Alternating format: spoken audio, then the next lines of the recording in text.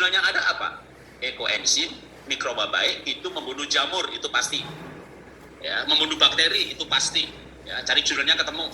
Dan ekoenzim sendiri jurnalnya ada karena ini penelitian Dr. Rosukon, jadi ilmiah, beberapa jurnal ya itu ada. Nah, ekoenzim membunuh jamur, mikroba yang lain selain jurnalnya. Nah, anggota komunitas ekoenzim ya baik nasional, Indonesia dan segala macam, Nusantara dan seterusnya sudah banyak kesaksian, misalnya lemari, meja, perabotan yang berjamur disemprot, jamurnya hilang, membunuh jamur terbukti. Baik itu secara ilmiah ada jurnalnya, di dalamnya virus. Jadi seandainya, kita ngomong seandainya, virus jenis COVID ini nggak dibunuh oleh ekoenzim, menyemprotkan ekoenzim ke udara tidak sia-sia, karena dia membunuh mikroba-mikroba yang lain. Nah, tentu saya akan lanjut. Ini akan ada berhubungan kenapa saya menggunakan ekoenzim untuk desinfektan di rumah saya. Ya, waktu anak saya COVID. Jadi saya akan lanjutkan sekarang dari sini masuk ke cerita dari saya. Ya, jadi saya tidak mengobati anak saya dengan dengan ekoenzim, tidak ya. Saya menggunakan ekoenzim sebagai desinfektan. Jadi anak saya 15 Juni antigen positif. Esoknya maka kita harus bersihkan paling tidak ketika anak bersin, anak batuk, dropletnya jatuh ke lantai, ketemu mikroba baik. Bahkan kalau nyemprot seluruh rumah itu sehari-hari sekali. Tapi semprotan yang seperti ini, nah saya punya yang agak lebih gede. Oke, tunjukin dulu ya. Saya punya semprotan yang kecil juga yang pakai cuma hand sprayer ya. Lalu saya punya semprotan yang seluruh rumah itu yang kayak untuk taman yang 18 liter yang digendong gitu ya. Tapi saya punya lagi semprotan yang ini pakai pompa juga, jadi tinggal ditekan begini lalu disemprot gitu ya. Sini juga apa-apa. Untuk meyakinkan aman. Tetangga saya tuh tanya, "Bapak seperti yang hari itu aman nggak tuh?" Begitu nanya malah saya main hujan-hujanan ekoenzim. Jadi selain dalam rumah, nah sekali lagi supaya tetangga juga agak ketakutan, ada isoman di situ gitu kan. Nanti nongkrong di mana sampai ke halaman rumah saya, pagar depan rumah itu seluruhnya setiap hari sekali. Nah baru anak saya keluar kamar ke toilet, saya pakai semprotan kecil ini nih. Lantai 2 ada void ke lantai bawah, nah bawahnya tuh semprot semuanya. Istri saya nganter makanan ke atas, turun, mandi, ramas, ganti baju, cuci tangan. Barangkali nanti mejanya dia taruh di piring, tangannya kena, cuci tangan. Benar-benar harus ekstra hati-hati kalau isolasi mandiri di rumah khusus COVID Delta ini karena penularannya luar biasa. Ya, jadi yang udah pasti membunuh malah sabun misalnya kan, makanya kita suruh cuci sabun. Makanya walaupun sudah saya semprot ekoenzim, tetap sabun.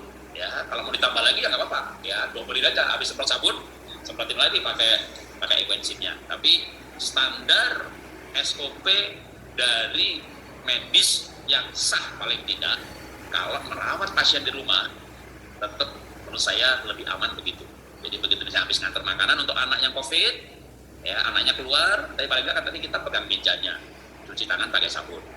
Nah, kalau istri saya sama istri sampai habis ke lantai 2 mandi, odol kan begitu ya. Nah ekoenzim ini tidak untuk diminum, tapi bisa untuk kumur-kumur, ketelan dikit-dikit nggak apa-apa, karena memang yang berbahaya itu sebenarnya kan ada sedikit alkoholnya. Makanya kalau sudah diencerkan, untuk kumur-kumur kan sudah diencerin gitu ya. Nyemprot tanaman udah diencerin 1000 kali ya. Alkoholnya udah sedikit, itu udah jauh-jauh di bawah standar, bahkan standar halal. Jadi kecil sekali gitu ya. Nah mikroba baik itu tidak beracun ya, tapi karena memang tidak untuk didesain untuk diminum kan namanya klasik enzim, dibuatnya nggak pakai molase, pakai madu ya, bukan kulit buah tapi pakai buahnya, jadi memang berbeda bahan. Saya pernah ketemu anggota member juga terima sampel 200 mili. Nah rupanya nih ekoenzim ini mungkin yang bikin tadi yang bikin bagus, teliti, bersih gitu ya, ibu dapat ditaruh di meja. Nah itu ada salahnya juga, nggak dilabelin. Lantai langsung dipel supaya rata. Jadi sebelumnya lantai udah bersih, jadi waktu ngepelnya dengan kain yang kering supaya ekoenzimnya tidak bertambah encer, diratakan. Nah sekarang saya mau jelaskan mekanismenya ekoenzim ini ketika digunakan sebagai desinfektan. Karena ini ekoenzim itu makhluk hidup, mikroba. Jadi udah dia semprot, dia nempel di lantai, nempel di mana-mana, dia akan berkembang biak di situ, berkoloni di situ, berkembang biak kalau dia suhunya cukup, airnya cukup. Kalau kering dia nggak mati. Jadi kalau kimia ya selesai. Kena udara, kena air tambah encer udah nggak efektif lagi. Tapi kalau mikroba itu kenapa untuk tanaman 1 liter 1000 mili itu cukup 1 tetes 1 mili. Karena dalam 1 tetes itu ada ribuan mikroba. Kalau kita kenakan 1:100, maka itu udah akan ada ribuan mikroba di lantai, di meja, segala macam. Mikroba baik. Ya, dia akan tinggal di situ, nempel di situ, tidak mati. Kering pun nggak mati, panas pun nggak mati. Paling hanya dormant atau tidur. Ya.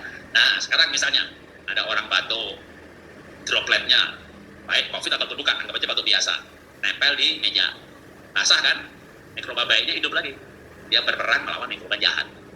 Jadi sekali kita menyemprotkan desinfektan ini ke rumah kita, maka sebenarnya rumah kita akan penuh dengan mikroba baik yang akan berperang melawan mikroba jahat, di antaranya virus COVID. Nah, virus ini, COVID ini bahayanya adalah ketika yang lain nebeng, karena dunia sudah polusi, kata Pak Dodi tadi, ya, polusi udara, kimia, segala macam disaring bisa. Nah, repotnya kan kebanyakan antibiotik digunakan, sehingga polusi mikroba jahat. Nah, kalau orang kena COVID, yang parah kan imunnya drop. Nanti yang lainnya nebeng, ya, batuknya, pileknya, paru-parunya, pneumonia. Hari ini kan memang banyak COVID itu nggak ada obatnya, ya. Yang membunuh COVID itu adalah antibodi. Antibodi yang diproduksi oleh manusia. Kenapa minum antibiotik? Karena virus merusak paru-paru, paru-parunya terluka. Kalau terluka, dikasih antibiotik, dan paru-parunya sembuh. Kalau sembuh sehat, bangun antibodi. Jadi yang membunuh virus itu sekarang ini, sampai sehari ini, ya sebenarnya adalah antibodi. Antibodi diproduksi oleh pasien. Dibangun oleh apa? Antibodi itu asam amino dan yang lainnya. Tapi bahan utamanya asam amino. Makanya harus makan protein. Tapi proteinnya harus yang rantai pendek. Makanya bahan baku, kalau bisa protein, bahan baku protein yang sudah difermentasi. Tahu, tempe, yogurt. Tempe itu kan kalau Anda cari makanan probiotik, tempe muncul karena tempe kan difermentasi. Jadi makanan yang sudah difermentasi itu rantainya pendek. Proteinnya, misalnya susu, kasein, Anda minum, Anda kentut. Kenapa? Kasein nggak bisa dijadikan antibodi. Harus dipotong-potong jadi asam amino. Itulah kenapa harus makan makanan probiotik. Gembira, antibodinya banyak. Stres, sitokin yang muncul, bukan antibodi. Maka nggak boleh takut. Nah, antibodi, selain protein, untuk menjadi antibodi, itu butuh enzim. Katalisnya itu enzim. Nah, di sini sebenarnya mulai ada peran dari probiotik. Cuma kan ekoenzim ini nggak boleh diminum. Ya, kemudian terhirup sedikit-sedikit nggak masalah. Buat kumur-kumur ketelan sedikit nggak masalah. Jadi sebenarnya untuk membuat antibodi dari protein dan bahan baku yang lain dibutuhkan katalis. Nah, katalisnya itu enzim. Enzim itu diproduksi oleh tubuh kita plus bantuan dari mikroba baik yang ada dalam tubuh kita. Karena mikroba itu di dalam perut kita, sepanjang saluran pencernaan, dia akan mengurai makanan yang tidak dimakan. Maka orang sehat, BAB-nya harus lembek dan tenggelam. Kalau enggak, nanti dia kurang-kurang mikroba, bahkan imunnya drop. Nanti yang lainnya nebeng, ya, batuknya, pileknya, paru-parunya, pneumonia, mencretnya. Nah, ini semuanya akan dibunuh oleh mikroba baik yang ada di tubuh enzim. Jadi tadi saya bilang, sama sahabat berandai-andai, seandainya nggak bunuh COVID, semuanya dibunuh paling nggak lebih sehat. Cuma saya punya keyakinan mestinya. Nah, kenapa saya punya keyakinan membunuh termasuk virus COVID? Karena antibiotik makin berkurang mikroba baiknya, makin banyak mikroba jahatnya, makin kurang imunnya, makin sering sakitnya. Maka kita harus mengembalikan mikroba baik dalam tubuh kita. Itulah probiotik. Nah, biar gampang, ya, supaya sederhana, ekoenzim itu probiotiknya dunia ini. Ekoenzim itu probiotiknya lingkungan. Supaya lingkungan ini sehat, kita harus kasih banyak-banyak probiotik. Dan jenis mikrobanya harus lengkap. Nah, untuk membuat koloni mikroba yang lengkap, maka bahan bakunya harus lengkap. Ya, jadi jangan single, cuma kulit nanas, cuma kulit jeruk gitu ya, selengkap mungkin. Itu nanti akan membuat koloninya selengkap mungkin. Nah, menariknya begini, mikroba ini kalau kita bicara mikrobiologi, maka mikroba tertentu itu kayak pasukan tertentu. Nah, yang belum ada jurnalnya adalah sampai hari ini kan memang banyak COVID itu nggak ada obatnya, ya. Yang membunuh COVID itu adalah antibodi. Antibodi yang diproduksi oleh manusia.